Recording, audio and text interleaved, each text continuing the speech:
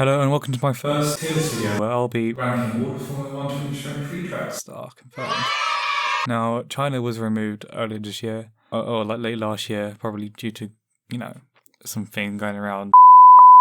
But here I've created a tier list where I have all the tracks and I'll be ranking them. So first off, Abu Dhabi now. Since the 2021 refresh, the track has gotten better from pre-2021. So I would rank it a mid-track. Only because the racing has improved, but it's still not a good track to race on. Like I think the drivers still hate it even after the changes, but at least they made it a bit more flowing. The next track here we have is Australia or Albert Park. Now they made some more changes this year, and the changes are actually really positive, and I'd rate this a good track because there has been some amazing races here. Shame it's not the first race, but what can you do? That Middle Eastern one.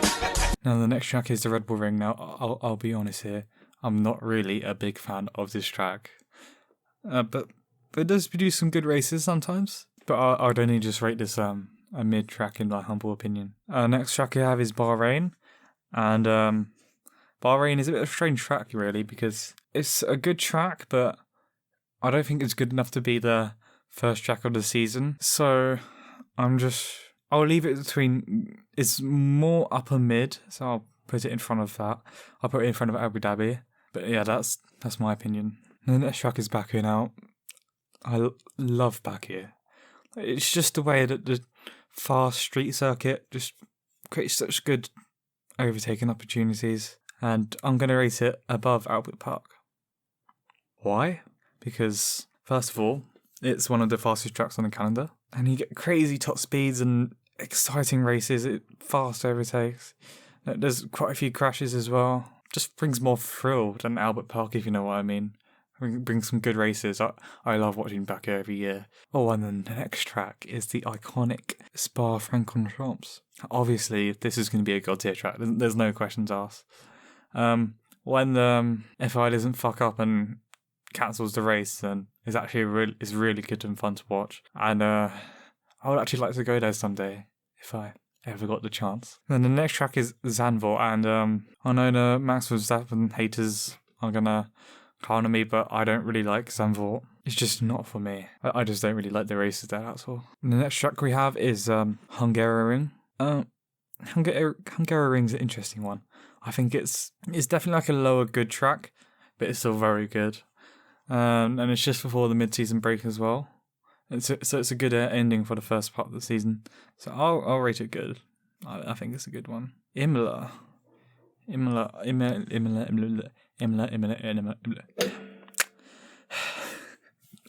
No. Imola.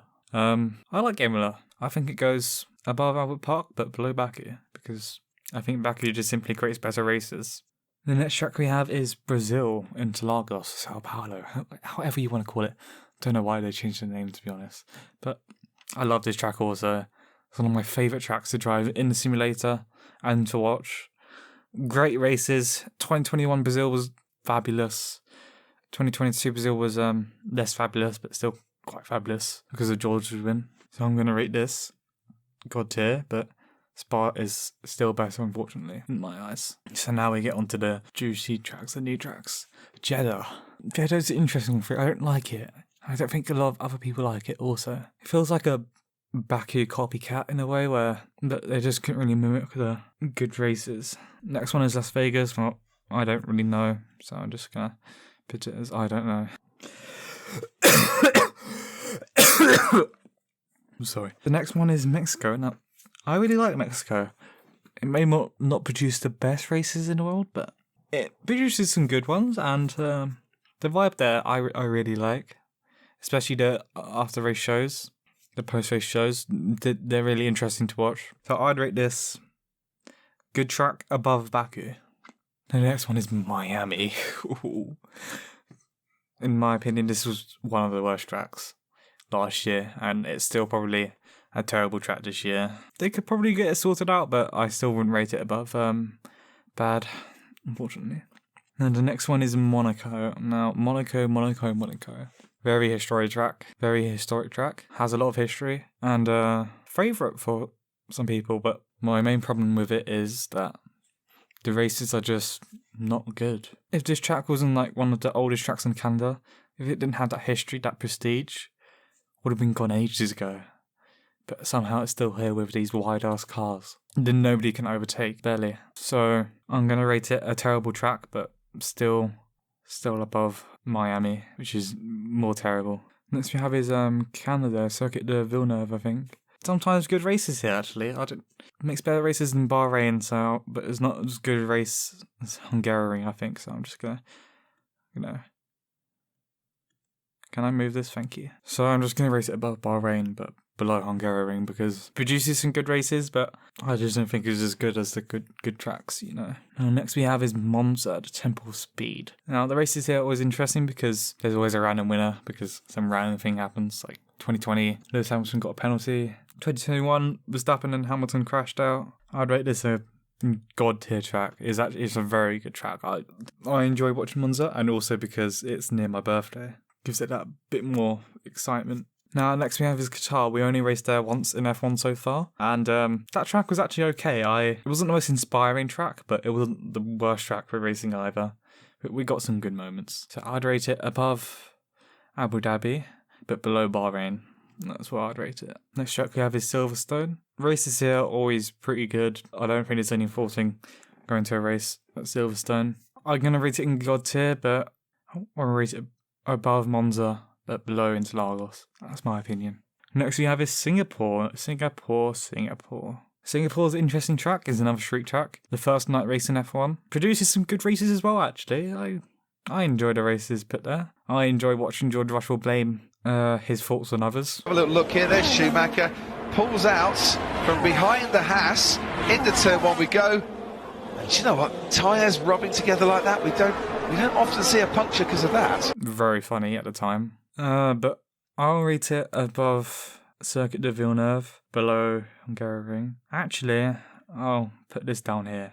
I'm changing my rating. This gets put to the bottom of the good tracks. Next we have is Spain. Now, Spain. Most of the layout is good, apart from turn 14 and 15. Everybody hates those two turns, and it should just be removed. And I don't know why, it's probably regulation or something. So until that gets removed, this is going in bad tracks, because it's not, no. Just remove it and then overtaking will be so much better on the main straight. Like, why? Next we have is Japan. I don't really like Japan. Controversial opinion. It's a good track, but I just don't really like it. So I'm going to rate it above Australia, but below Imola. And the last track is the US Grand Prix. Now, there is some good races here.